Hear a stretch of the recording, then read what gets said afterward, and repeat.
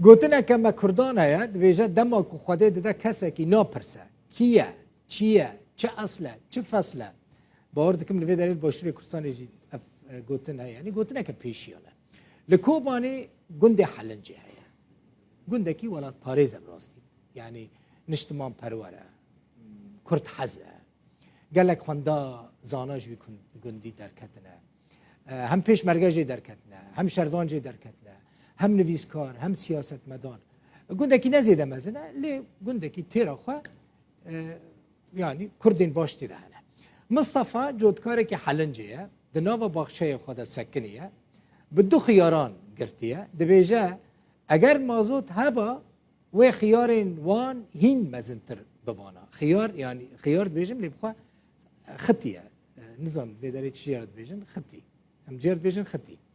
her xitiyek jî hema bêjin bi qasî bejna Mustafê bilind e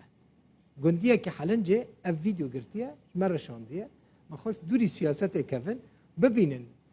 çi xitî li gundê Helincê derdkevin ji bîr nekim gundê Helincê gundê General Mezlûm Kobanî ye.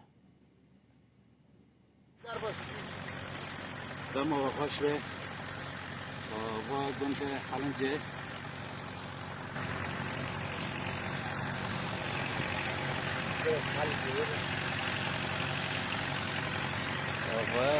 از مصطفى ما كل اسماعيلي في ودن حلنجة ما بخيراتنا دي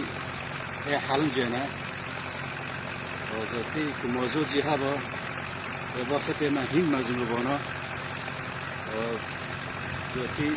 يعني خيراتو أي حلنجة برا بس إشكي دعم جراجا دعم كهذا جي وختي ما هم وني مزلوبانا والله خطيك از بيجم اي علي تشبيج بجنوي خطيج مصطفى بلنترجي باش بو تماشكر مالا و آوا